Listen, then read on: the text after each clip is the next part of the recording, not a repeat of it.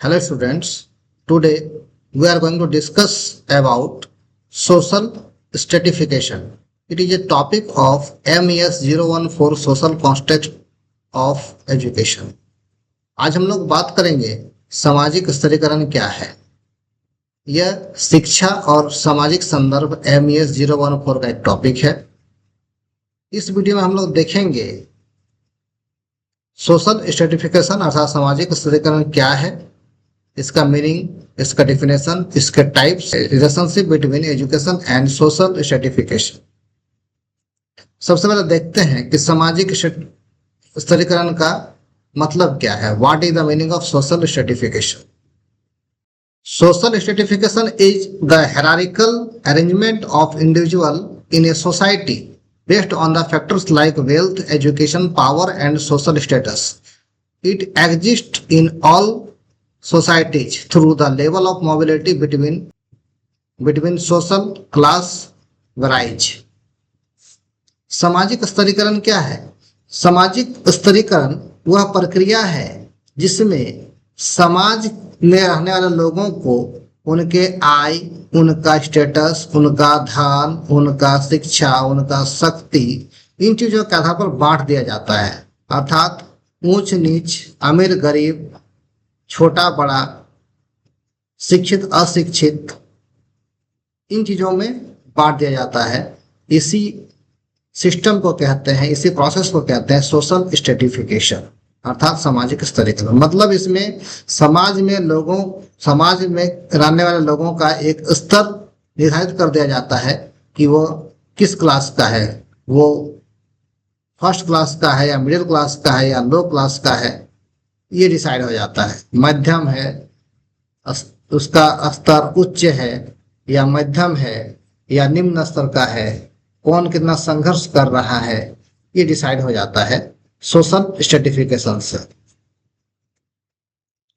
Social stratification refers to the structure ranking of individuals and groups in a society based on factors like wealth, education, power and social status.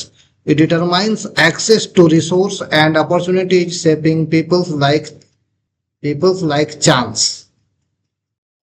सामाजिक स्तरीकरण में व्यक्तियों और समूहों को धन, शिक्षा, शक्ति और सामाजिक स्थिति के आधार पर बांट दिया जाता है, व्यवस्थित कर दिया जाता है और उन्हें रैंक दे दिया जाता है कि कौन फर्स्ट रैंक का है, कौन मिडिल रैंक का है और कौन लास्ट रैंक का है। ये निर्धारित करता है कि कौन कितना संसाधन रखता है, किसके पास कितना पावर है, किसके पास कितना रिसोर्सेस है, कितने पास कितना अपॉर्चुनिटी है और लोगों का जीवन का स्तर क्या है।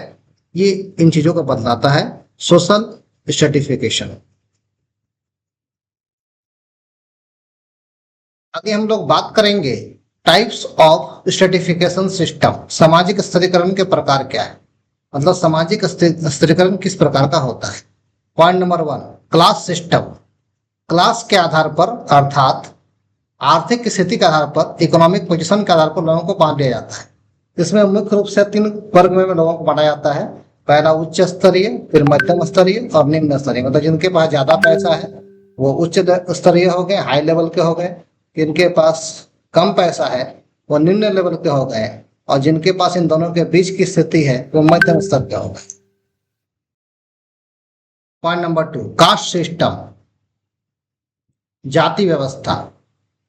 जन्म के आधार पर, सामाजिक स्थिति के आधार पर निर्धारित हो जाती है कि आप किस जाति से हैं और किस कैटेगरी से आप बिलोंग करते हैं। ये सुनने में अजीब लगता है कि एक ही देश में रहने वाले लोग अलग अलग जाति के, अलग अलग बिरादरी के हो जाते हैं। जन्म के आधार पर, सामाजिक स्थिति के आधार पर निर्धारित हो जाती है कि आप किस जाति के हैं। पॉइंट नंबर 3, स्लेवरी, गुलामी, where individual are owned by others. जब स्वामित्व में रखा जाए, जब एक व्यक्ति को दूसरे व्यक्ति के द्वारा अपने स्वामित्व में रखा जाए, इसे गुलामी कहते हैं। अर्थात एक व्यक्ति दूसरा व्यक्ति का अधिकार में रहता है और वो गुलाम कहलाता है। उसे कुछ भी करने से पहले अपने स्वामी का परमिशन लेना पड़ेगा, बात मानना पड़ेगा, या स्वामी जैसा चाहे उसको उपयोग कर सकता है। ये भी सुनने में अजीब लगता है और ये कुप्रथा के रूप में प्रचलित थी। Point number 4, meritocracy. मेरिटोक्रेसी एक ऐसी सामाजिक प्रणाली है जिसमें योग्यता प्रतिभा, मेहनत के आधार पर लोगों के पद अधिकार दिए जाते हैं। इसमें जन्म, जाति और संपत्ति का कोई मतलब नहीं होता।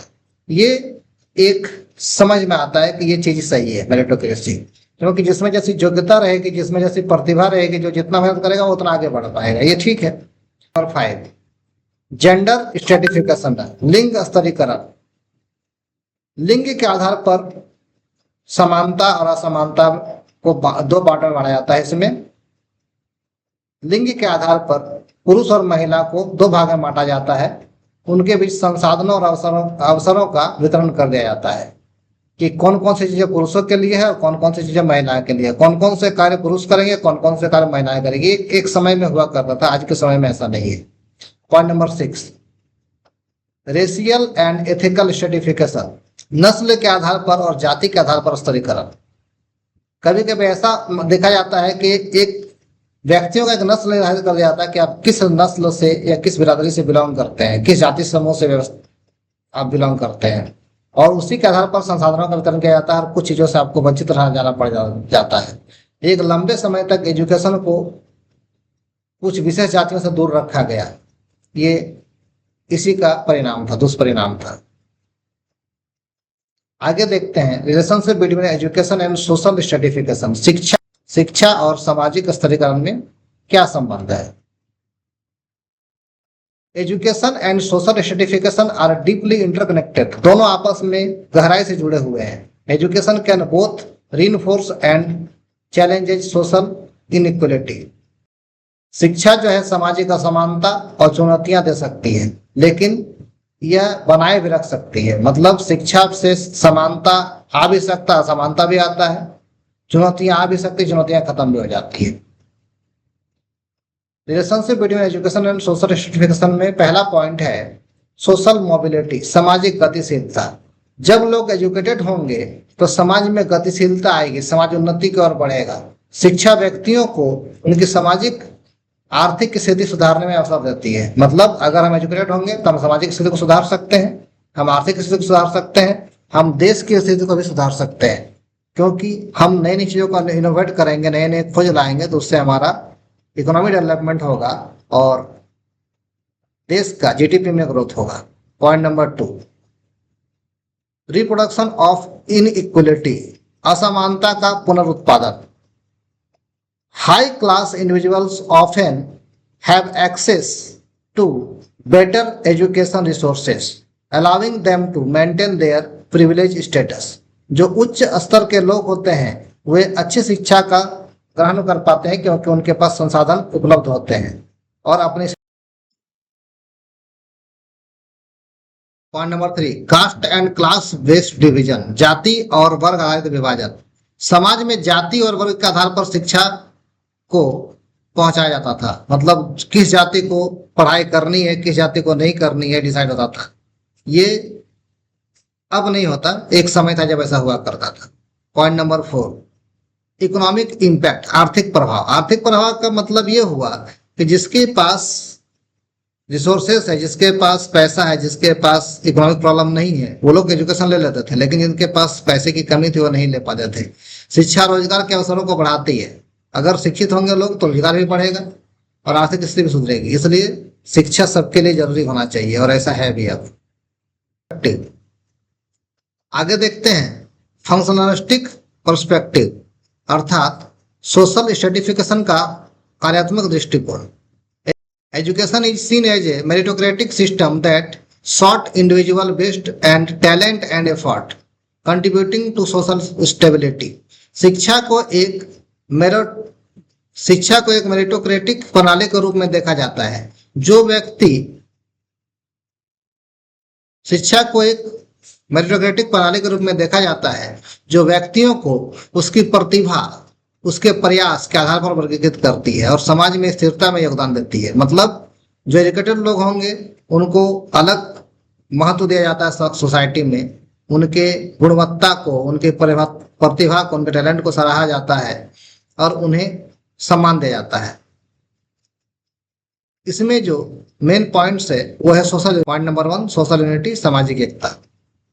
Education help promote societal value and culture, शिक्षा समाज में मूल्यों और संस्कृति को बढ़ाए रखने में मदद करती है। अर्थात जो लोग एजुकेटेड होंगे वो समाज के मूल्य को समझेंगे, लोगों की वैल्यू को समझेंगे, अपने कल्चर को समझेंगे और उसको बनाए रखेंगे। पॉइंट नंबर 2, स्किल डेवलपमेंट, कौशल विकास। जो लोग शिक्षित होंगे उसमें कार्य करने में कुशलता होगी, अपने कार्य के स्थल पर वे नई नई चीजों को खोज करेंगे और लोगों को बतलाएंगे कि काम को आसान कैसे किया जाए ताकि कम समय में अधिक काम किया जा सके। पॉइंट नंबर 3, रोल एलोकेशन, भूमिका का आवंटन। जिस प्रकार के लोग एक संस्था में काम करते हैं उसमें अलग अलग कैटेगराइजेशन होता है और उसी के आधार पर उन्हें अपने अपने काम को करने का अवसर दिया जाता है। जो लोग शिक्षित होंगे उन्हें उस प्रकार काम दिया जाएगा जो शिक्षित लोग कर पाए, जो लोग शिक्षित नहीं होंगे उन्हें उस प्रकार काम दिया जाएगा जिसमें शिक्षा की आवश्यकता ना हो। पॉइंट नंबर 4, सोशल स्टेबिलिटी, सामाजिक स्थिरता। शिक्षा जो है समाज में स्थिरता बनाए रखने में मदद करती है। अर्थात जब लोग एजुकेटेड होंगे तो समाज उन्नति की ओर बढ़ेगा और ये उन्नति बनाए रखने में शिक्षा का अहम योगदान है। मान लीजिए एक बार समाज उन्नति की ओर बढ़ गया और उसके बाद के लोगों ने एजुकेशन लेना बंद कर दिया तो समाज फिर से पतन की ओर चला जाएगा। इसलिए एजुकेशन को मेंटेन रखना बहुत जरूरी होता है, इसमें स्टेबिलिटी बहुत जरूरत की चीज है। Number B, conflict perspective, social stratification का संघर्षात्मक दृष्टिकोण। इसमें यह बतलाया जाता है कि सोशल स्ट्रेटिफिकेशन संघर्ष का चीज है, मतलब इसमें संघर्ष जरूरी है। शिक्षा को एक ऐसा उपकरण माना जाता है जो विशेषाधिकार प्राप्त समूहों के प्रभुत्व को बनाए रखता है, जो कि सामाजिक आर्थिक वर्गों के अवसर को सीमित करता है। अर्थात अगर लोग संघर्ष करेंगे तो वो आगे बढ़ते रहेंगे और जब हम संघर्ष करना छोड़ देंगे, शिक्षित होना छोड़ देंगे, पढ़ना लिखना छोड़ देंगे तो हमारे बाद का जो सोसाइटी आएगा वो इस तरह से आएगा कि उसमें किसी तरह का इनोवेशन नहीं हो पाएगा, वे लोग अपना डेवलपमेंट नहीं कर सकते, समस्याएं बड़ी हो जाएगी। इसमें जो की पॉइंट है, पॉइंट नंबर 1 है पावर एंड कंट्रोल, सत्ता का नियंत्रण, सत्ता और नियंत्रण। जब लोग एजुकेटेड होंगे तो उन्हें समझ में आएगा कि हमारा वैल्यू क्या है, हमारी सत्ता क्या है, हमारा क्लास क्या है, हमारी संस्कृति क्या है, हम किस तरह से अपने पूंजी को बढ़ा सकते हैं, हम किस तरह से देश का विकास कर सकते हैं, हम किस तरह से जीडीपी को बढ़ा सकते हैं और हम विश्व में अपना वर्चस्व कैसे बनाए रख सकते हैं। Point number 2, inequal resources distribution, संसाधनों का असमान वितरण। इसमें अलग अलग वर्ग में संसाधनों का सही वितरण नहीं हो पाता, जो रिसोर्सेज है उनका सही वितरण नहीं हो पाता। जो हाई क्लास है उनको ज्यादा वितरण कर दिया जाता है, जो लो क्लास है उन्हें लिमिटेड वितरण किया जाता है, उन्हें कम मिल पाता है, इसलिए वे एजुकेशन को भी सही से नहीं ले पाते और आगे नहीं बढ़ पाते। पॉइंट नंबर 3, क्लास स्ट्रगल, वर्ग संघर्ष। वर्ग संघर्ष का मतलब हुआ कि पूंजीपति और मजदूर के बीच में हमेशा एक तनाव बना रहता है, एक झगड़े की स्थिति बनी रहती है। ये इसलिए होता है क्योंकि अमीर बनना चाहता है और नीचे वाले को दबाना चाहता है, लेकिन जो लो क्लास है वो आगे बढ़ना चाहता है, इसलिए अमीर और हाई क्लास उन्हें बढ़ने का अवसर नहीं देता। एजुकेशन होने से ये समस्याएं दूर हो जाएगी। पॉइंट नंबर 4, इंस्टीट्यूशनल डिस्क्रिमिनेशन, संस्थागत भेदभाव। अलग अलग संस्थाओं में अलग अलग प्रकार के करिकुलम डिजाइन किए गए हैं, सिलेबस डिजाइन किए गए हैं, टीचिंग का मेथड अलग अलग है, इसलिए एक ऑर्गेनाइजेशन से पढ़ा हुआ स्टूडेंट दूसरे ऑर्गेनाइजेशन से पढ़े हुए स्टूडेंट से बिल्कुल डिफरेंट पाया जाता है। एजुकेशन में इन चीजों को सिमिलर किया गया और उसमें इक्वलिटी लाई गई। सी, सोशल स्ट्रेटिफिकेशन का सिंबॉलिक इंटरएक्शन पर्सपेक्टिव, प्रतीकात्मक अंतर क्रियावादी दृष्टिकोण। इस दृष्टिकोण में इस बात को ध्यान रखा जाता है कि टीचर्स जो है वो अपना लेवल कैसे बना करेगा सोसाइटी में, उनकी क्या अपेक्षाएं हैं सोसाइटी से, सोसाइटी में टीचर्स का क्या वैल्यू है, एजुकेशन में टीचर्स का क्या वैल्यू है और टीचर्स का क्या रोल है। ये मेनली टीचर्स को फोकस किया गया है। इसमें पहला पॉइंट है टीचर्स एक्सपेक्टेंसी इफेक्ट, शिक्षक की अपेक्षाएं। शिक्षक की अपेक्षाएं ये है कि छात्र उन्हें पहचाने, शिक्षक का आत्मविश्वास बना रहे, शिक्षक अपनी प्रतिभा का प्रदर्शन कर सके, छात्र उसको वैल्यू दे और उसकी बात को माने, तभी वो सीख पाएगा। पॉइंट नंबर 2, स्टूडेंट लेवलिंग, छात्रों की लेवलिंग। सभी छात्र एक प्रकार के नहीं होते हैं, कुछ छात्र काफी प्रतिभाशाली होते हैं, कुछ छात्र कमजोर होते हैं, कुछ छात्र एवरेज होते हैं। उन्हें उसी कैटेगरी में बांटकर अलग अलग शिक्षा प्रदान किया जाना चाहिए, जैसा कि मैंने इक्विटी में बताया था। Point number 3, hidden curriculum. कुछ ऐसा कुरिकुलम है जो छुपा हुआ रहता है, जो क्लास के कॉमन कुरिकुलम में तो रहते ही है, लेकिन कुछ ऐसे भी स्टूडेंट है जो इसके साथ कुछ अलग भी चीज करना चाहते हैं, तो उनको ऐसा करने का मौका देना चाहिए जो अलग से सीखना चाहते हैं। पॉइंट नंबर 4, पीर इन्फ्लुएंस, सहपाठियों का प्रभाव। कभी कभी छात्रों पर अपने साथ रहने वाले पढ़ने वाले छात्रों का प्रभाव पड़ जाता है। अगर कोई छात्र अच्छे काम में लिप्त है तो दूसरे को भी अच्छी तरह से वो इन्फ्लुएंस करता है, और अगर कोई बुरे काम में लिप्त है तो उसका बुरा प्रभाव भी बाकी छात्रों पर पड़ता है। शिक्षा का सामाजिक स्तरीकरण में प्रभाव, influence of education in social stratification. शिक्षा का सामाजिक स्तरीकरण में किस प्रकार का प्रभाव पड़ता है? अगर लोग शिक्षित होंगे तो सामाजिक स्तरीकरण जो है ऊंचा होगा, और भेदभाव, ऊंच नीच ये सब खत्म हो जाएंगे, जातिवाद ये सब सिस्टम खत्म हो जाएगा। इसमें पहला पॉइंट है गुणवत्ता शिक्षा तक पहुंच, access of quality education. Education का जो क्वालिटी है वो डेवलप करेगा, संसाधन सबको बराबर मिलेंगे, जिससे शिक्षा की स्थिति अच्छी बनेगी और देश का विकास हो पाएगा। Point number 2, higher education and mobility, उच्च शिक्षा और सामाजिक गतिशीलता। जब समाज में शिक्षा बढ़ेगा, उच्च शिक्षा मिलेगी, तो समाज को गतिशीलता मिलेगी, लोग इस पर अमल करेंगे और इससे कोशिश करेंगे कि सोसाइटी का डेवलपमेंट हो, जिससे कंट्री का भी डेवलपमेंट पॉसिबल है। रिप्रोडक्शन ऑफ इनइक्वलिटी, जो असमानता का पुनरुत्पादन है वो धीरे धीरे हो जाएगा, असमानताएं खत्म हो जाएगी शिक्षा के आने से, और संसाधनों का विभाजन सब में अपने जरूरत के हिसाब से हो पाएगा। पॉइंट नंबर 4, इकोनॉमिक अपॉर्चुनिटीज, आर्थिक अवसर। शिक्षा मिलने से लोगों को रोजगार मिलने का अवसर पड़ेंगे, जिससे आर्थिक स्थिति में सुधार आएगी और देश का जीडीपी भी बढ़ सकता है। Point number 5, caste and class based division, जाति और वर्ग आधारित विभाजन जो है ये समाज के लिए एक कुरीति है। इसलिए अगर जब से एजुकेशन आएगा सोसाइटी में, तो जातिगत विभाजन और वर्ग के अनुसार विभाजन जो है खत्म हो जाएगा और सब में समानता आ जाएगी।